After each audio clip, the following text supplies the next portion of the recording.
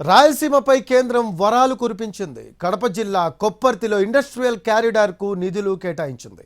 దీంతో కరువు సీమలో యువతకు ఉపాధి దొరుకుతుందని ఆనందం వ్యక్తం చేస్తున్నారు స్థానికులు. కడప నగరానికి కోతవేటు దూరంలో కొప్పర్తి ఇండస్ట్రియల్ కారిడార్ ఉంది. 2007లో 6,914 ఎకరాల విస్తీర్ణంలో ఇది ఏర్పాటైంది. 750 కోట్ల రూపాయలు ఖర్చు చేసినా తగిన మౌలిక సదుపాయాలు కల్పించలేదు. దీనివల్ల అరకొరగానే కంపెనీలు ఏర్పాటయ్యాయి. గతంలో ఎలక్ట్రానిక్ మ్యానుఫ్యాక్చరింగ్ క్లస్టర్ ఏర్పాటు కోసం కొప్పర్తి కారిడార్కు 350 కోట్ల రూపాయలు కేటాయించింది కేంద్రం.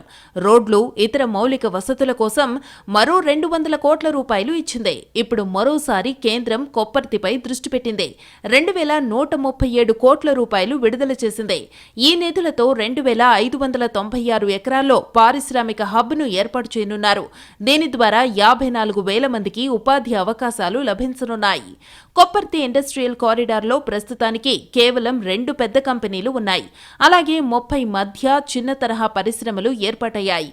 వీటి ద్వారా 4,000 మందికి ఉపాధి లభిస్తుంది. ఇండస్ట్రియల్ కారిడార్ పూర్తి స్థాయిలో అభివృద్ధి చెందితే దాదాపు 1,00,000 ఉద్యోగ అవకాశాలు లభిస్తాయి.